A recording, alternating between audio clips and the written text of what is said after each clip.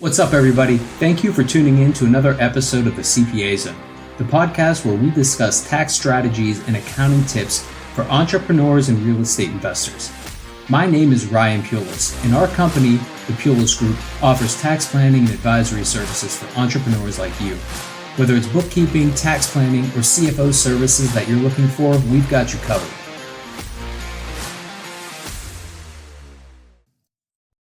What's up, everybody? Welcome back to another episode of the CPA Zone. Today, we're going to talk about something called preferred returns. So what they are, how they're structured, how they're taxed. A quick disclaimer, this show's educational only, so talk to your own professionals before you make any moves. So let's start with the basics. What exactly is a preferred return? So a preferred return, often called a pref, is a promise that certain investors get the first bit of cash flow from a deal up to a stated percentage before the rest of the profit sharing happens. So if I invest $100,000 into a deal with an 8% preferred return, that means I'm entitled up to $8,000 per year from available cash flow before the sponsor and the non-preferred investors get paid. So think of it as like, it's similar to an interest-like promise on contributed capital, but it's not interest, not in a legal and tax sense. So why do preferred returns exist? There's two main reasons. So one, capital is competitive. Sponsors want to make their offering more attractive to investors, and many investors would like to see some cash flow paid out over the whole period. And also it helps smooth out risk. So prefs create a floor of expected cash flow for some investors. And in exchange, those investors usually accept less upside later on when the deal exits. Now, some quick vocabulary and terms that you'll see in offering documents. Just so you're aware, you're going to see the preferred return rate. This can vary. It be commons in like that 6 to 10% range, but it could be higher, it could be lower. Whether it's an accrual or a cumulative. So if it's unpaid this year, does it stack and carry forward? Usually that's the case, but you make sure you read the operating agreement and confirm. And then is it compounding or simple? I mean, does the unpaid balance grow on itself? So is a portion not paid? Does the percentage of pref accrue on top of that? And typically, these are simple, not compounding. And then you also want to check for the payment frequency. Is it quarterly, semi-annual, annual? Sometimes you might even see it just says when available. And then there's also hurdles and catch-ups. So after the pref is satisfied, does the sponsor get a catch-up to some target split before going back to normal sharing? And again, these are going to be things you'll see in the operating agreement. Now, let's look at a quick example, like what would happen. So we're just going to make an assumption. You invest $100,000 with an 8% simple cumulative pref paid quarterly as long as the cash exists. So year one cash flow available in the first year is only $6,000 per limited partner. So what happens? So your pref target for year one is $8,000, 8% on the $100,000 you invested, but you only receive $6,000. Well, this one accrues, so you have $2,000 that accrues and carries over. The next year, the first dollars from available cash flow go to clean up that $2,000 carryover. Then to the next year's 8% or $8,000 preferred return. So assuming sufficient cash flow, you would actually get paid $10,000 in year two, the typical 8 plus the $2,000 that carried over the prior year. Now, there are many syndications will do for limited partners. They're going to break them into classes. You might have class A, class B, maybe a class C. And often, you're going to see something like class A is preferred. So they have a higher pref rate. Maybe it's, 10%. They get priority on distributions, but they're capped or have a lower participation in the upside at exit. And then you might see something like class B, we'll call them more common. They have little or no pref, but there's more upside at sale or exit or at the refi points. So there's different risk appetite. In class A gets a higher floor, lower ceiling. Class B, low floor, higher ceiling. And really which you choose is going to depend on your risk return appetite. So often the difference is sometimes the minimum investment amounts will differ depending on class. And again, these things are going to be spelled out in the operating agreement and even in the private placement, the PPM up front will give you this information. So next, we're going to just touch on the waterfall. So who gets paid and when. So the waterfall, just think of it as the order of operations for cash. So the first cash is obviously going to go pay your operating expenses and debt service. You got to pay your bills. Next, you're going to have the preferred return. So that's the preferred return paid to eligible classes, our topic for today. After that, the waterfall is generally going to return investor capital. Some deals return principal before sharing profits. Again, you'll see in the operating agreement. So typically, you're going to see that return of capital next. Then sometimes there's a catch up for the sponsor. So the sponsor maybe gets a catch up to a certain target split. And then at the end, you'll have the residual split. Maybe it's 80-20 for the limited partners, general partners, or maybe it's 70-30, depending on how the deal is structured. Sometimes there's certain IRR, internal rate of return hurdles, that can change the split a little bit. So if it performed really well, you might have a little bit more going to the GPs for their performance. So you just want to make sure you pay attention to this stuff, read it in the operating agreement, and understand what's happening, because it could have a material impact on your investment.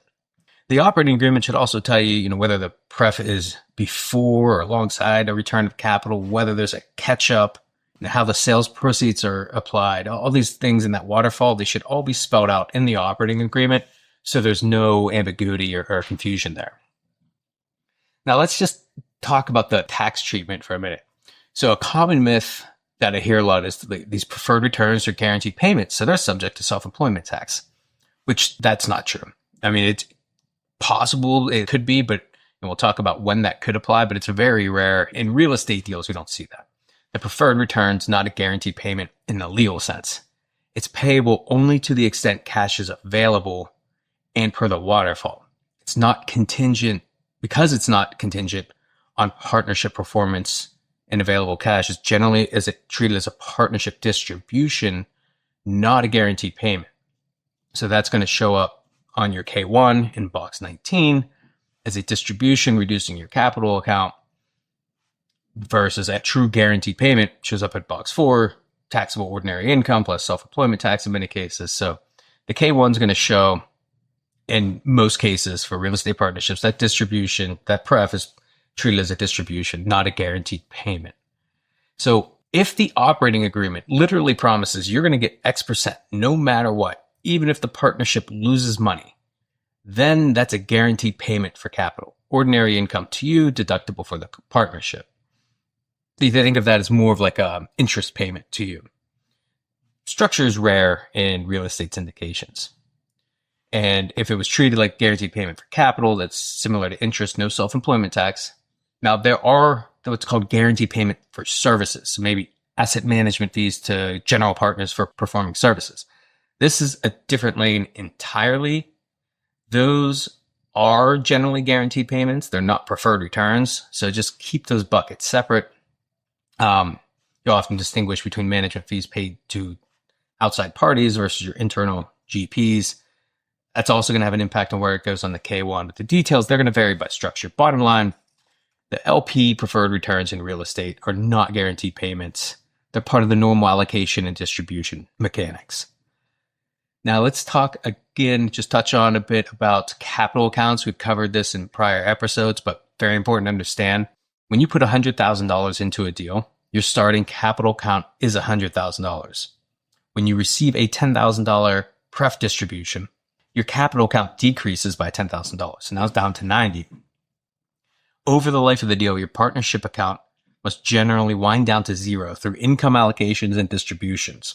So that's how the tax economics get reconciled.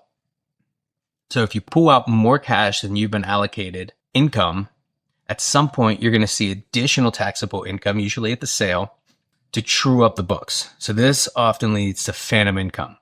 Taxable income without matching cash in that year because the cash already came out in earlier years as preferred distributions. So here's a quick checklist of pitfalls and how to avoid them.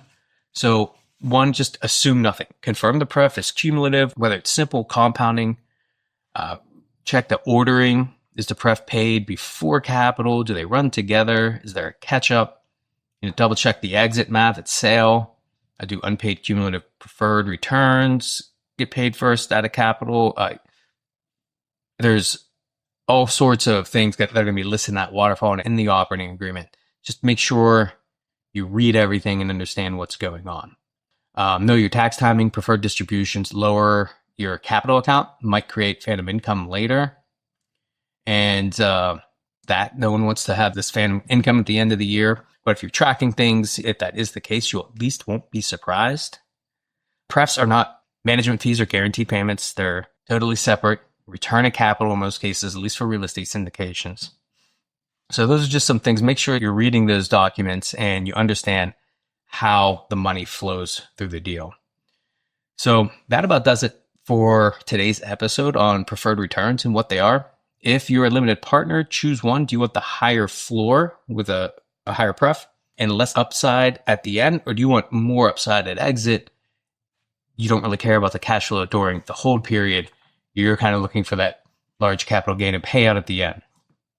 Now, if you're a sponsor, make sure your operating agreement is drafted so the economics that you intend are the economics that actually happen. So be clear on when and how the pref's paid, what accrues, what gets paid priority at exit, and then model the tax timing for your investors so there's no ugly surprises at the end. That about does it for today's episode of the CPA Zone. If you found value in this episode, share it with a fellow investor. Until next time, have a great day. Are you interested in becoming a client? Click the Discovery Meeting link in the show notes to schedule a free call to discuss our services. So that about does it for this episode of the CPA Zone.